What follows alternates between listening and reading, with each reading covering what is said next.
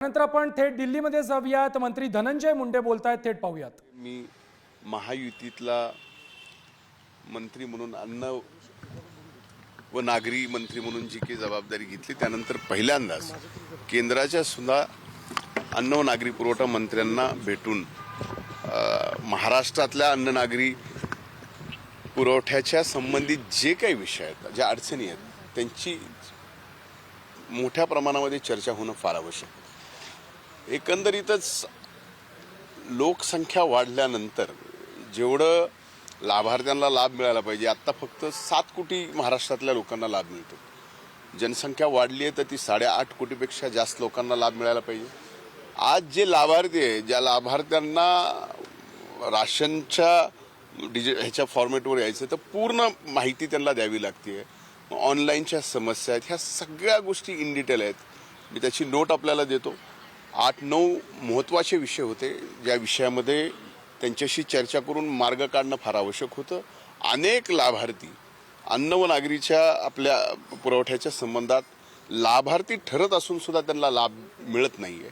ही फार मोठी समस्या आहे. आणि एकीकडे आपण अन्न सुरक्षेच्या संबंधामध्ये प्रोटेक्शन म्हणून सगळ्या गोष्टी करतोय, आणि त्यात जर हे लाभार्थी लाभापासून वंचित राहत असेल तर ती समस्या सुटली पाहिजे. या अगोदर पण हा विभाग या संबंधित पाठपुरावा करत होता. आज मी म्हणलं की आपण मंत्री झालोत, आदरणीय जोशी साहेबांचं जाऊन समस्याही मांडाव्यात आणि त्यांचे अभिनंदन करावं. त्यांच्याकडे पण अन्न नागरी पुरवठा आणि माझ्याकडे पण आलं तर महाराष्ट्राच्या ह्या सर्व समस्या सुटल्या पाहिजेत. त्या भावनेतून आणि इथंभूत म्हणजे सर्व गोष्टी ज्या आहेत त्याच्याशी चर्चा झाली. लाभार्थी प्रामुख्याने कुठल्या भागातले आहेत, कसा फायदा यामध्ये एक मिनिट. आता त्यांनी आदरणीय जोशी साहेबांनी अतिशय पॉझिटिव्ह रिस्पॉन्स दिला. लाभार्थी हे सबंध महाराष्ट्राचे लाभार्थी आहेत, पण प्रामुख्यानं जिथं ऑनलाईनची समस्या आहे, जिथं राशन कार्डची समस्या आहे, जिथं राशन कार्डच्या संबंधात मला नाव लावायचं आहे, ह्या ज्या समस्या आहेत त्या सर्वदूर महाराष्ट्रातल्या आहेत. त्यातल्या त्यात मागासलेल्या महाराष्ट्रात सुद्धा आहेत आणि शहरी भागात सुद्धा आहेत. काही जणांचं आता आपले PBS सिस्टीम आहे त्याच्यात थंबचा विषय आहे. काही ठिकाणी त्या प्रॉब्लेम ते फार मोठे इश्यू आहे, ज्याच्यातनी हजारो नाही तर लाखो लाभार्थी अन्न सुरक्षेच्या लाभापासून वंचित राहत होते.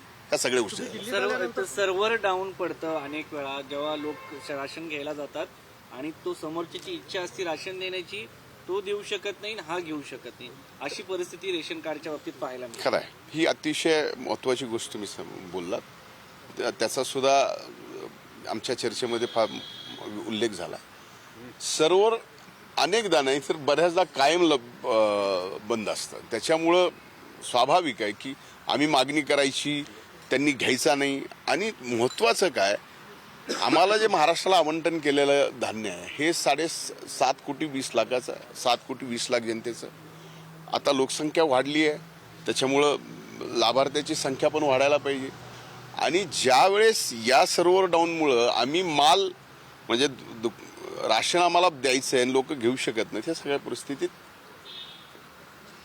आम्हाला अडचणी आहेत. तर राशन घेणारे घेत नाहीत, त्याला अडचण सर्व्हर डाऊनची आहे. देणारा द्यायला तयार आहे आणि म्हणून त्याच्यामुळे आमची संख्या कमी गेली की मागच्या वेळेस तुम्ही मालच नाही उचलला. ह्या समस्या फार मोठ्या प्रमाणात त्या या ठिकाणी मायग्रेशन पीपल पण मोठ्या प्रमाणात असतात, राज्यातून आलेले त्या लोकांच्या नाही स्थलांतरित त्या मुख्यतः आमच्याकडनं म्हणजे महाराष्ट्रात स्थलांतरित व्हावेत. स्थलांतरित झाल्यानंतर स्वाभाविक आहे की जिथं स्थलांतरित झालं, आता महाराष्ट्रामध्ये प्रामुख्यानं मराठवाडा आहे, विदर्भ आहे, काही मागासलेले एवढे जिल्हे आहेत की 6-6 महिने ऊस तोडायला लेबर बाहेर जातो. त्यावेळेस त्याचं राशन नाव असतं गावात, तिथं माल उचलला जात नाही कारण तो 6 महिने तिकडे असतो. त्यावेळेस जिथं जाईल तिथं राशन मिळावं हे आता चालू झालंय, पण ते प्रामुख्यानं आणखीन व्यवस्थित चालू ठेवण्यासाठी या ठिकाणी इतर नेत्यांच्या भेटी घेणार आहेत, इतर कोणाच्या बैठकी घेण्याचा काय प्लॅन आहे का? देवेंद्रजी पण दिल्लीत येतात म्हणून हा प्रश्न आहे. मुख्यमंत्री येत आहेत. आता मला खरंच माननीय मुख्यमंत्री देवेंद्र भाऊ दिल्लीला येत आहेत हे मी दिल्लीला निघताना माहीत नव्हतं. दिल्लीत आल्यावर कळालं की तेही या ठिकाणी दिल्लीच्या निवडणुकीच्या प्रचार सभेसाठी येतात. त्यामुळं जे विषय होता ते फक्त आदरणीय जोशी साहेबांना भेटून अन्न व नागरी पुरवठा मंत्रालयातील महाराष्ट्राच्या ज्या समस्या आहेत त्या समस्या त्यांच्यासमोर मांडून करोडो लाभार्थ्यांना आणखीन जास्तीचा लाभ द्यावा एवढंच. सर 51 दिवस झाले सर 51 दिवस माझी एक विनंती आपल्याला सगळ्यालाच उत्तर पूर्ण होऊ द्या. अशी आपण पण घाई करू नका, मी पण घाई करत नाही. उत्तर लगेच असं म्हणजे त्यामुळं या संबंधित काय राजकीय विषय असते तर ते म्हणजे माझ्या अगोदर तुम्हालाच कळाले असते, मला काय ठरवायचं त्याच्या अगोदर मीडियालाच कळालं असतं. त्यामुळं 21व्या शतकात कुठली गोष्ट लपून आणि छपून हा विषय तुम्ही ठेवू देणार नाहीत, आमच्यासारखे ठेवणार नाही. त्यामुळं असा काही विषय नव्हता. फक्त अन्न नागरी पुरवठा मंत्रालयाच्या समस्येच्या बाबतीत आदरणीय जोशी साहेबांना जे की केंद्राचे अन्न नागरी पुरवठा मंत्री त्यांच्यासमोर मांडणं आणि त्याची सोडून करणे. 51 दिवस झाले मुंडे साहेब, अजूनही मसाजो प्रकरणातील आरोपी सापडलेले नाहीये, अजूनही ते फरारच आहे.